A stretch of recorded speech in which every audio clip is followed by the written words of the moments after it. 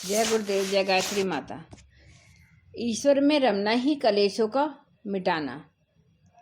पंच कलेशों के कारण जीव आत्मा अनगिन दुखों का अनुभव करती है। यदि ये कलेश अपनी प्रगाढ़ता में हो तो जीवन का हर संयोग मन में छटपटाहट एवं आंखों में आंसू लाए बिना नहीं रहता।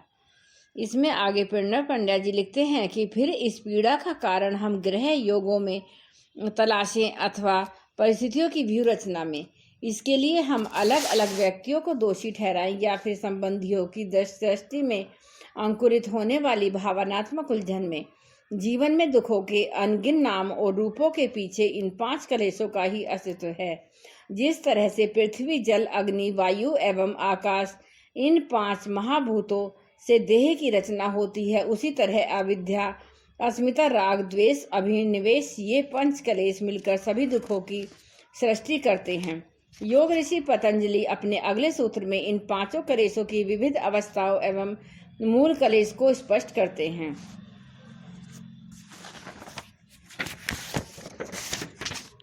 चाहे वे प्रसुप्ता की, प्रत्यावर्तन की या फैलाव की अवस्थाओं में हों, दुख के दूसरे सभी कारण क्रियान्वित करते होते हैं जागरूकता के अभाव के द्वारा ही।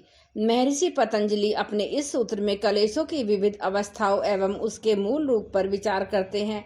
उनका कहना है कि कलेश कोई भी हो पर उसकी अवस्थाएं चार हो सकती हैं। इनमें से पहली अवस्था प्रसुप्त है। यह वह स्थिति है जबकि कलेश चित्त में रहते हुए निष्क्रिय रहता है। इस निष्क्रिय अवस्था में उसके प्रभाव नहीं रहते, परंतु सक्रिय होते ही इसका प्रभाव ज्यों का त्यों हो जाता है। इस क्रम में दूसरी अवस्था तनु है। इस अवस्था में कलेशों की क्रिया शक्ति क्षीण हो जाती है, इनका प्रभाव घट जाता है। महर्षि के अनुसार ऐसा तब होता है जबकि योग साधक क्रिया योग आदि योग साधनों का अभ्यास करता है। अनुभव भी यही कहता है कि योग साधना करने वाले योगी का चित्त कलेशों के मार भार से रहित हो जाता है, साथ ही दुखों का भास भी घट जाता है। इन कलेशों की तीसरी अवस्था विच्छिन्न है। ऐसा तब होता है जब एवं एक कलेश का प्रभाव दूसरे कलेश के कारण घट जाता है या दब जाता है। जैसे कि यदि राग प्रभावशाली हो तो द्वेष अपने आप ही दब जाता है। चौथी अवस्था उदार है। इस दशा में कलेश अपना पूर्ण प्रभाव दर्शाते हैं। इसमें चित्त एवं चित्त वृत्तियां पूर्णतः प्रभावकारी कलेश से आच्छादित रहती हैं। प्रवृत्तियां एवं परिस्थितियां पर भी उसकी छवि एवं छाया कर रहती है। इस अवस्था में व्यक्ति की योग साधना में न तो रुचि जगती है और न ही उसके जीवन में ऐसे शुभ संयोग आते हैं। महर्षि कहते हैं कि कलेश की चारों अवस्थाएं एवं चारों प्रकार की अविद्या से ही उपजते हैं। अविद्या का प्रभाव ही अस्मिता, राग, द्वेष एवं अभिनिवेश का जन्मदाता है। अपने को भूले रहने के कारण, जागरूकता खोने की वजह से अपना खो देने के कारण ये सभी कलेश अंतर चेतना में रहते एवं फलते फूलते हैं। इनसे सचमुच ही छुटकारा पाना है, दुखों से वाकई निजात पानी है तो अविद्या भगानी होगी, जानना होगा स्वयं को, अन्यथा दर्द तो दूर होता रहेगा पर मर्ज कभी भी दूर नहीं होगा। इस प्रसंग में बड़ी मीठी कथा है। इसे परम पूज्य गुरुदेव अपनी चर्चा प्रसंगों में सुनाया करते थे। वे बताते थे कि पुराने दिनों में मथुरा, आगरा एवं आसपास के क्षेत्रों में मलैया बाबा नाम के एक साधु का बड़ा प्रभाव था। ये साधु सचमुच ही बड़े सीधे साधे, फक्कड़ एवं स्वभाव से अलमस्त थे। राग, द्वेष, लोभ, मोह, कपट, द्वंद उन्हें छू भी नहीं गया था। भगवानम में इनकी अटूट श्रद्धा थी। जहाँ इनकी मर्जी होती वही धुनी रमाकर कृष्ण नाम की रटन शुरू कर देते। न तो उन्हें किसी चीज की चाहत थी और न किसी व्यक्ति की परवाह। मान सम्मान अथवा संग्रह में इनकी कोई रुचि नहीं थी। सामान के नाम पर इनके पास मिट्टी की छोटी सी हंडिया थी, बस यही इनका सब कुछ था। ब्रज भाषा में मिट्टी की छोटी हंडियों को मलैया कहते हैं।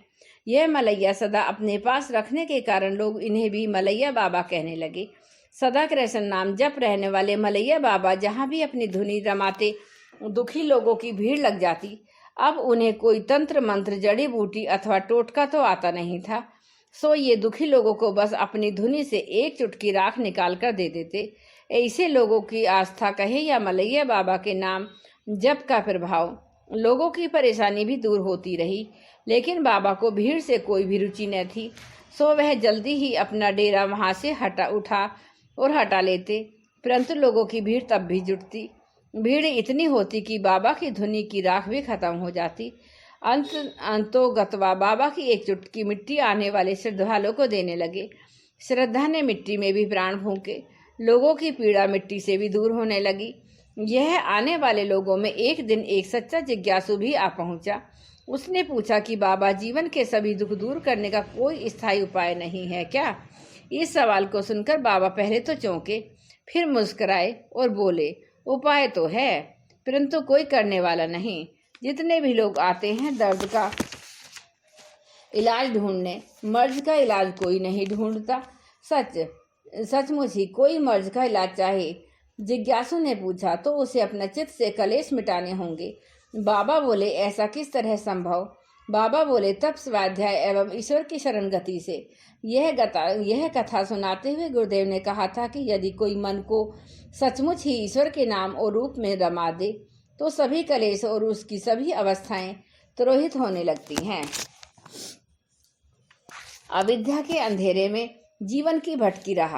महर्षि पतंजलि ने अपने पिछले सूत्र में कलेशों की जिन 4 अवस्थाओं की चर्चा की है, उनकी जड़ ही क्रिया योग के प्रयोग से क्षीण होने लगती है। महर्षि ने अपने पिछले सूत्र में बताया था कि जो प्रसुप्त, तनु, विच्छिन्न एवं उदार इन 4 अवस्थाओं में रहने वाले हैं, उनका कहना है कि कलेश कोई भी हो पर उसके प्रकार 4 ही होंगे। इन सभी का कारण अविद्या। अविद्या न रहे तो कोई भी कलेश न रहेगा। अविद्या ही आत्मा का मुख्य बंधन है। इसके करते ही जीव स्वतः ही कैवल्य अवस्था में अपने स्वरूप में प्रतिष्ठित हो जाता है। इस भाव दशा में वह स्वयं का स्वामी एवं ईश्वरीय भावों एवं शक्तियों से संपूर्ण होता है। पर ऐसा होता तभी है जब अविद्या का अंधेरा मिटे। महर्षि अपने अगले सूत्र में इस अविद्या की व्याख्या करते हैं। महर्षि का यह सूत्र अपने ही गहन दार्शनिक व आध्यात्मिक रहस्यमयता संजोए है। अविद्या क्या है और इसके परिणाम क्या है, इसकी जितनी सुमनोहर व्याख्या महर्षि पतंजलि करते हैं,